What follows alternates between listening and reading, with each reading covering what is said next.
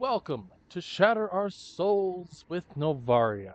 Now, last time we completed the Torvus Bog artifacts as well as half of the Sanctuary Temple artifacts. And to be honest, here we are in the end game. If my math is correct, there's only 2 videos left in this series counting this. The end of the artifact hunt and the final battle. And I want to go back a little bit here and talk a bit about the artifact hunts for just 2 moments. I promise it'll be worth your time. And my mentality on the artifact hunt has dramatically changed over the course of the I'd say last 6 months. Initially, I thought of it as padding or whatnot, a little bit to keep the game going just a little bit longer, get the runtime going. After all, a casual run of Metroid Prime 2 was what, 10 hours? Not exactly what the average individual will be looking for in the case of a $60 to $80 game. And that's with the artifact hunt. But I want to take a step back, look a little bit deeper at the world building of this. In Metroid Prime 1, there were 12 artifacts to find. Each of these 12 artifacts were hidden in locations that were, for the most part, areas of interest for the Chozo themselves. Areas like the Sun Chamber, areas like the ancient temples and whatnot. Places that, under normal circumstances, nobody except one that the Chozo deemed worthy would ever be able to enter. And so the runtime of that, while it was definitely some form of padding, was not accessible early on due to some of those locations being corrupted over time due to, phase-on corruption and whatnot. That's fine.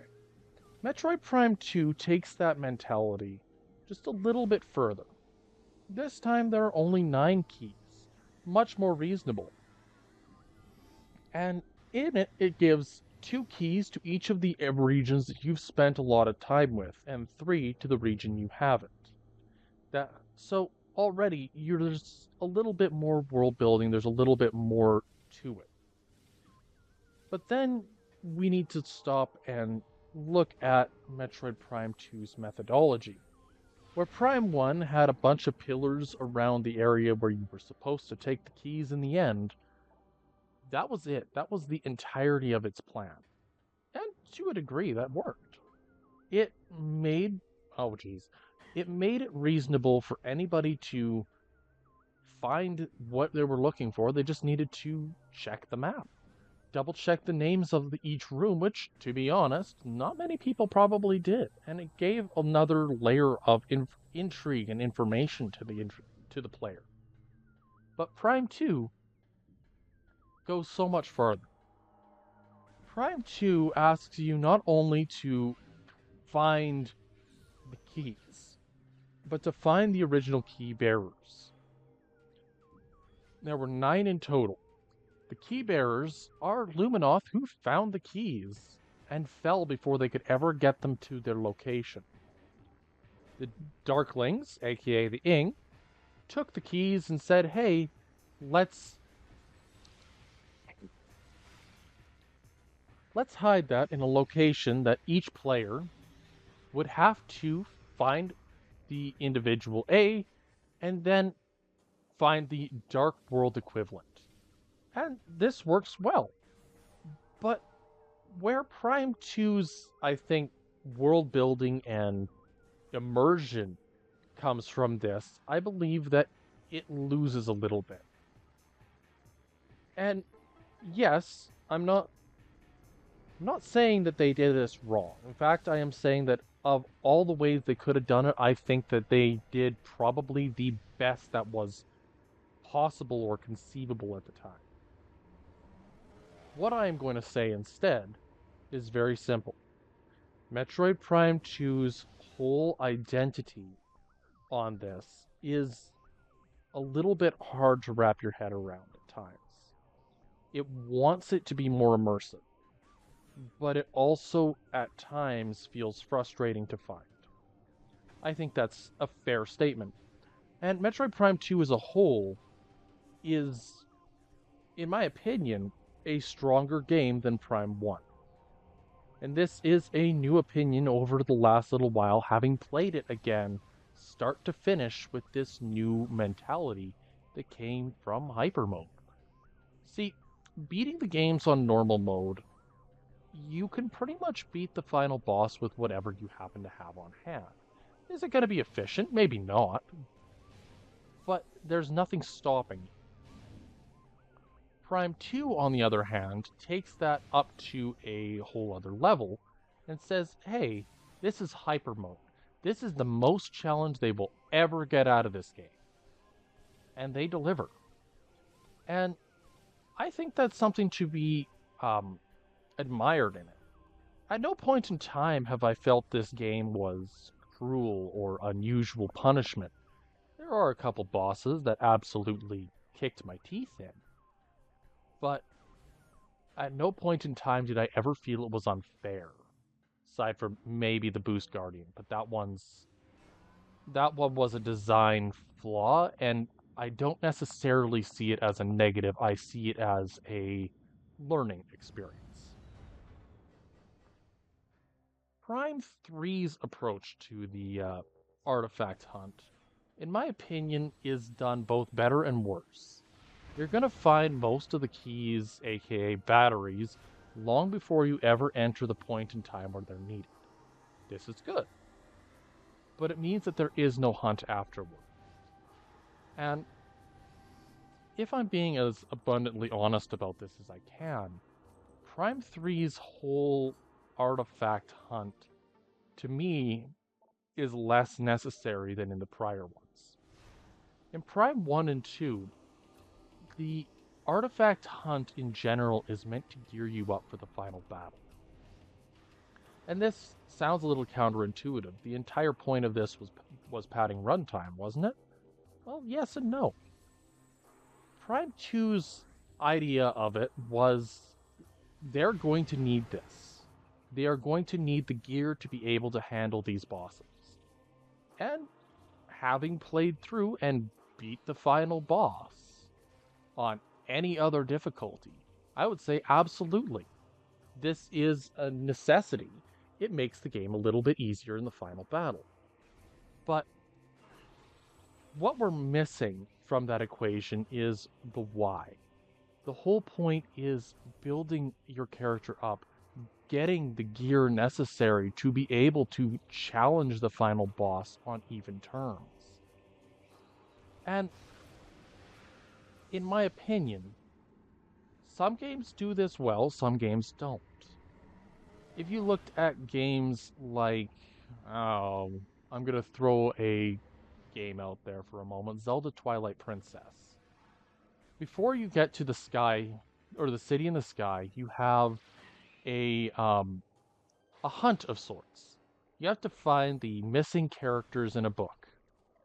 And when you find the missing characters from the book, oh hi, Dave there was just taking a ride with a Metroid.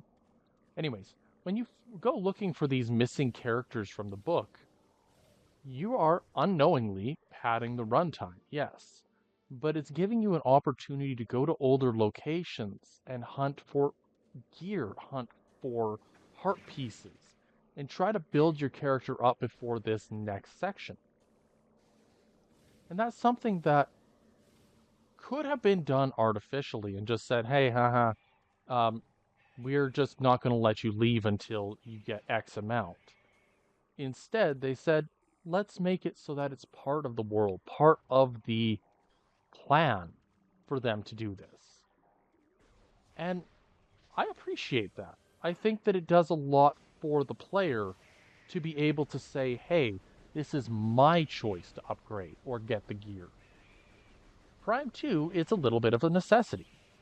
Prime 1 said, you can if you want. We're not going to stop you. And so it takes the artificial nature of trying to get all the upgrades a little bit out of the player's hands. It feels more natural. It feels more like discovery and just trying to find the bits and pieces that might be missing in the meantime. And I love that about the artifact hunt. And I think that a lot of people miss the point of the hunt in and of itself because we're too focused on the end goal. And let me be honest, you spent 10 hours building up to this in a game that has been incredible about pulling you into the world. It's understandable that you want to face the final battle. But the goal, the end goal never outweighs the journey, in my opinion. It only makes it stronger. And so I believe that this is one of those moments that really showcases just how much can be gained through these types of worlds.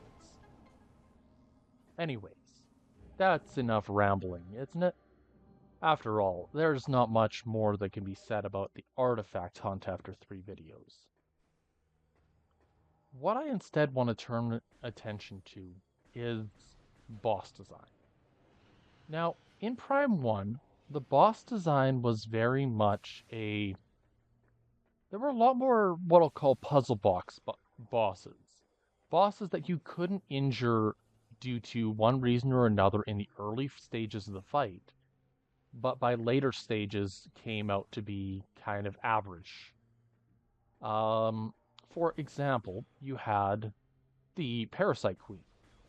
The Parasite Queen had the shield over it, and it reinforces the idea that your opponent can't be injured at all times. The goal being, hey, this is your rival, this is your opponent, and you have to think your way around the problem, which often includes planning in advance for your opponent to be able to beat you back a little bit. Planning for avoidance, planning around all sorts of different capabilities. And then you get to the next boss, which is the Hive Mecha. And you're shown that after beating the ads, it opens up a weak point. Cool. The Plated Beetle. You can't approach battles head on. And so on and so forth. This is reinforced numerous times throughout the game as you are going to need to have to plan around your opponents. Plan to make mistakes. Plan around possible problems throughout the entire battle. And then you reach a plateau with creatures like Flagra, which only have 4 hit points. But the way to get at those hit points is so difficult by comparison that it becomes an entirely different ballgame. So, what is the, I suppose, boss design philosophy of Prime 2? Well, Prime 2 approaches bosses in much the same way that Prime 1 does. To a degree. There are some bosses that it treats more like a puzzle box, and there are some bosses that it treats more like a battle of attrition. There are some bosses that the game treats as a race. And I appreciate all of these. If you look at the first boss, the Dark Alpha Splinter. The Dark Alpha Splinter is designed as a DPS race. They want to make sure that you, the player, have the skills necessary to know how to dodge an attack, as well as keep your eye on the ball, focusing on your opponent and dealing damage as best you can throughout that task and the time necessary.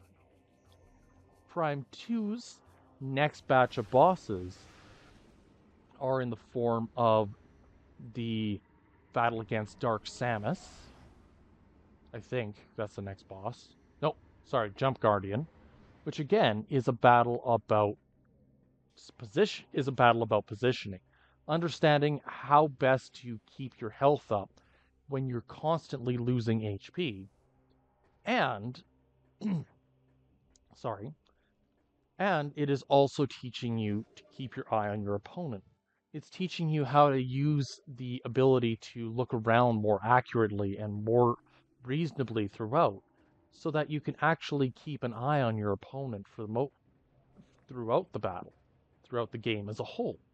So now we've got a boss that teaches you about dodging, a boss that teaches you about positioning, and ways around maintaining eye contact with your opponent. That's great. What does Dark Samus teach us? It teaches us that some enemies can break lock on, as well as tries to reinforce the dodge mechanics, as well as reinforcing that you are not the biggest, baddest thing out here.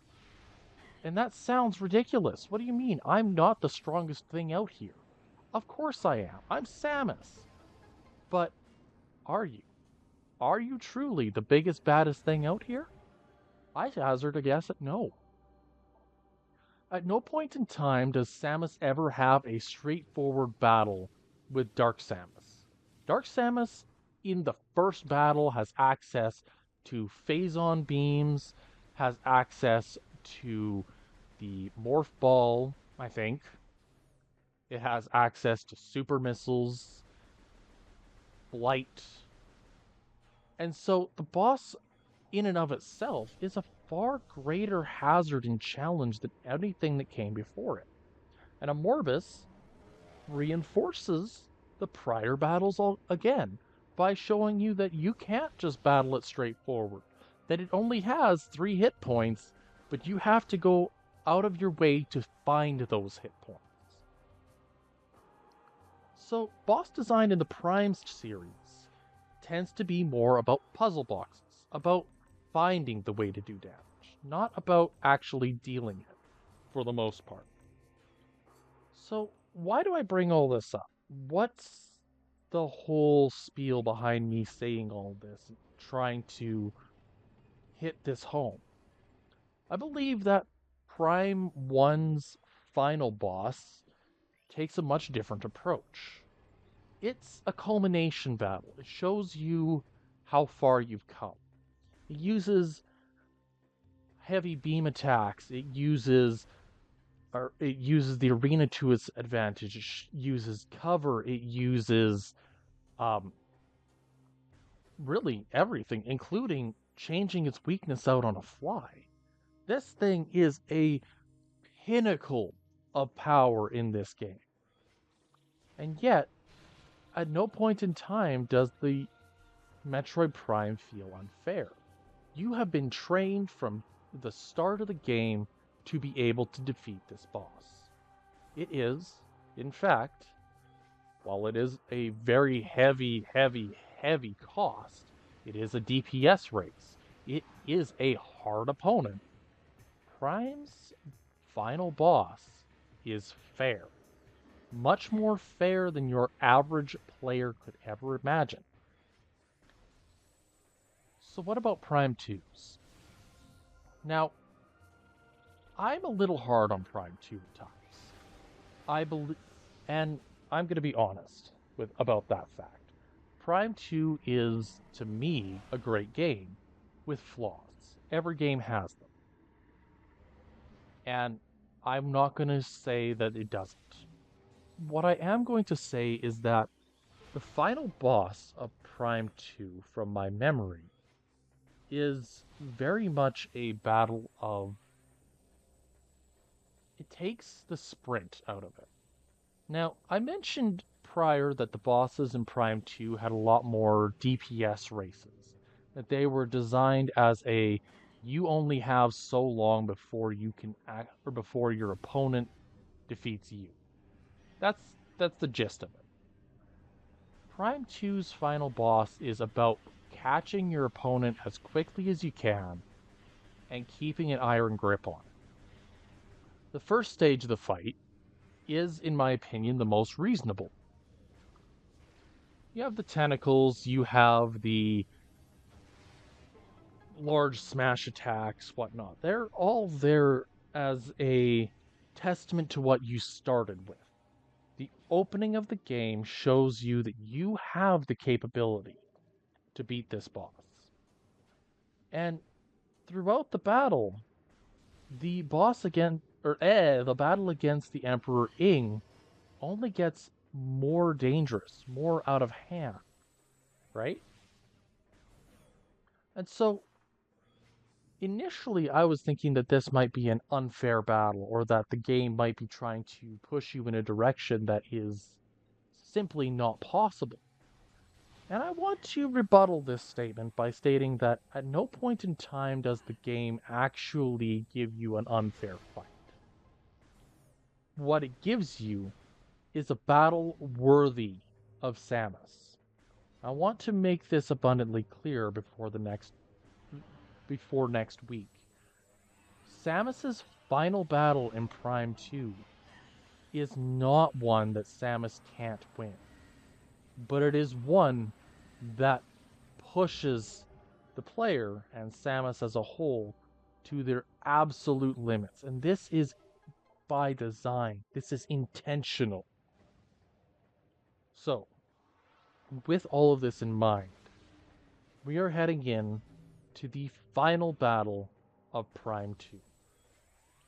Next week, we'll be focusing more heavily on not just what the final boss is, but how best to beat it.